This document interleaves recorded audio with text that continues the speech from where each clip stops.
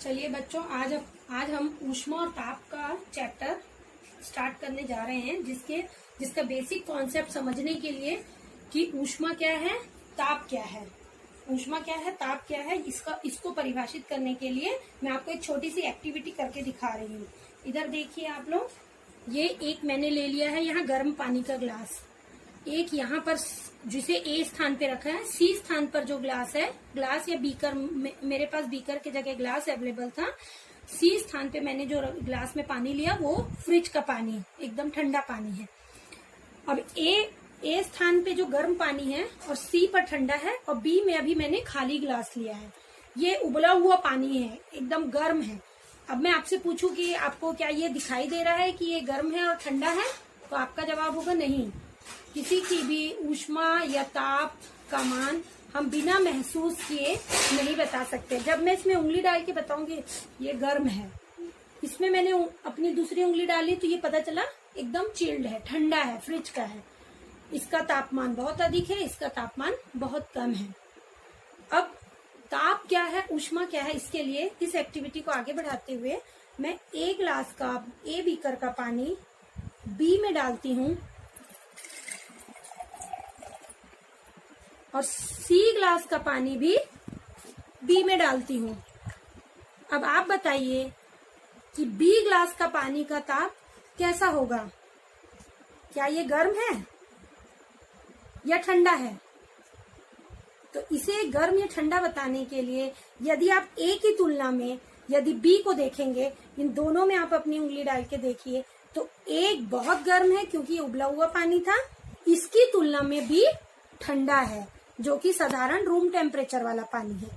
अर्थात इन दोनों के बी ग्लास के ताप को बताने के लिए आपने इन दोनों ग्लास के तापमान को कंपेयर किया, तुलनात्मक अध्ययन किया। हम किसी भी वस्तु का ताप बताने के लिए साथ में या तो वातावरण का ताप हो या फिर अन्य पदार्थ हो या उसी के समान अन्य वस्तु, उससे तुलनात्मक अध्ययन करके ही बता सकते हैं कि वो वस्तु ठंडी है या गर्म है। यहाँ मुझे दिख रहा है कि ये गैस पर उबला हुआ पानी बहुत गर्म है, जबकि बी ग्लास में रूम टेम्परेचर पे मिक्स पानी इसकी तुलना में ठंडा है। अब हम तुलना करते हैं बी और सी ग्लास में। अब यहाँ पे देखिए, बी ग्लास का पानी में मैंने उंगली डाली जो कि मुझे हल्का गर्म लगा, और सी ग्लास में जब मैंने उंगली डाली तो ये मुझे बहुत ठंडा लग रहा है क्योंकि ये फ्रिज का पानी है। अब इन दोनों में जब हम तुलना करेंगे तो देखते हैं कि तो क्या पता चला तुम्हें कि ये तो ठंडा है, लेकिन सी की तुलना में बी कैसा है, गर्म है। जबकि इसकी ए की तुलना में ये ठंडा था, सी की तुलना में ये गर्म है। तो आप इसका तापमान क्या कहेंगे? क्या ये गर्म है या ये ठंडा है? तो इसका टेम्परेचर बताने के लिए मैं आपको यहीं से शुरू करती हूँ कि ये तापमान क्या है और ऊष्मा क्या है। जब ए से गर्म पानी मैंने बी में डाला और उसमें सी ग्लास का ठंडा पानी मिक्स हुआ, तो दोनों द्रव आपस में मिक्स होकर अपने एक दूसरे को ऊष्मा का आदान प्रदान किए। ए ने अपनी ऊष्मा सी ग्लास के ठंडे पानी को दी और एक साम्य अवस्था प्राप्त कर ली जो कि बी ग्लास की हो गई, जो कि रूम टेम्परेचर पर आकर कुछ समय पश्चात ठहर जाती है। कह सकते हैं कि जो वस्तु ज्यादा गर्म है उसके द्वारा दी गई ऊष्मा होगी, और सी वस्तु जो ज्यादा ठंडी है उसके द्वारा उसने ए वस्तु से ली गई ऊष्मा, ठीक है। और बी ग्लास की ऊष्मा का तापमान ए द्वारा दी गई ऊष्मा और सी द्वारा ली गई ऊष्मा के योग के बराबर होगा। ए ने जो ऊष्मा बी को दी है, ए ने जो ऊष्मा सी को दी है जिससे उसके तापमान में कमी आई है, और सी ने जो ऊष्मा ए से ली है, सी के द्वारा ली गई ऊष्मा, अर्थात उसके तापमान में वृद्धि हुई है। हमें छूने से पता चल रहा है कि बी ग्लास का पानी सी की तुलना में कुछ बढ़ा हुआ है, अर्थात सी ने ऊष्मा ग्रहण की है। कौन सी ऊष्मा? जो ए ने उसको दी है। तो ए का तापमान कम हुआ, सी का तापमान बढ़ गया, अर्थात ए के तापमान में कमी आती है और सी के तापमान में वृद्धि होती है। इसके साथ ही ए के द्वारा सी को जो ऊष्मा दी गई, एक ऐसी अदृश्य चीज आदान प्रदान की गई जिससे इन दोनों के तापमान में परिवर्तन हुआ। इस अदृश्य चीज को ही, इस अदृश्य गर्माहट को ही जो एक वस्तु दूसरे वस्तु को देती है, इसे ही हम ऊष्मा कहते हैं। यहाँ से हमारा ऊष्मा का कॉन्सेप्ट निकल कर आया कि ऊष्मा क्या चीज है। ऊष्मा गर्म वस्तु के द्वारा ठंडी वस्तु को प्रदान की जाती है, ठंडी वस्तु द्वारा ली गई ऊष्मा गर्म वस्तु द्वारा दी गई ऊष्मा। ऊष्मा का ऐसा ही मात्रक जूल है। और साथ ही ए वस्तु के तापमान में कुछ समय पश्चात कमी होती है और सी वस्तु के तापमान में कुछ समय पश्चात यदि ऐसी खुला छोड़ दिया जाए तो वृद्धि हो जाएगी, जो कि फ्रिज का पानी था। अर्थात ए का तापमान कम हो रहा है, सी का तापमान बढ़ रहा है। ये हो गया ताप। ये दोनों का कॉन्सेप्ट अब आपको अच्छे से क्लियर हो गया कि ताप और ऊष्मा में क्या अंतर है। ताप किसे कहेंगे, ऊष्मा किसे कहेंगे। ऊष्मा का ऐसा ही मात्रक जूल है, जबकि ताप का ऐसा ही मात्रक केल्विन है।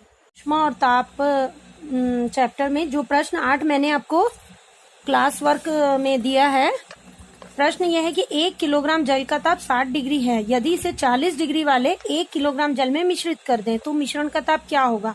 दो प्रकार का जल दिया, एक 60 डिग्री है, दूसरा 40 डिग्री है। तो हमें जो मिश्रण साम्य मिश्रण बनेगा उसका टेम्परेचर ज्ञात करना है। तो यहाँ सबसे पहले हम देखते हैं कि गर्म जल के लिए क्या क्या दिया हुआ आपके पास। गर्म जल के लिए द्रव्यमान M1 कितना है, 1 किलोग्राम। उसका तापमान कितना दिया है, T1 बराबर 60 डिग्री सेंटीग्रेड। और इस गर्म की तुलना में जो 40 डिग्री सेंटीग्रेड वाला ठंडा जल है, ठंडा जल के लिए माना कि M2 द्रव्यमान कितना है, दिया है 1 किलोग्राम और इसका तापमान T2 कितना है, 40 डिग्री सेंटीग्रेड। अब हमने सूत्र देखा, अभी पिछली कक्षा में हमने सूत्र देखा। तो सूत्र जो साम्य मिश्रण है उसका ताप T ज्ञात करने के लिए हम T बराबर M1 T1 plus M2 T2 upon M1 plus M2, ये सूत्र अभी अपने पढ़ा है ना वीडियो लेक्चर में। अब इसमें आप मान रख दीजिए। पहले गर्म के लिए रख देते हैं, 1 किलोग्राम जल था, तापमान था 60। दूसरे में जो कि उससे ठंडा था, इसका भी द्रव्यमान 1 किलोग्राम था, इसका ताप था 40 बटे M1 प्लस M2 अर्थात 1 प्लस 1। दोनों ही केस में पानी का द्रव्यमान 1 किलोग्राम था। सॉल्व कर लिए, 60 प्लस 40 बटा 2, 60 और 40 100 बटा 2 अर्थात 50 डिग्री सेंटीग्रेड सेल्सियस हमारा मिश्रण का ताप आ गया।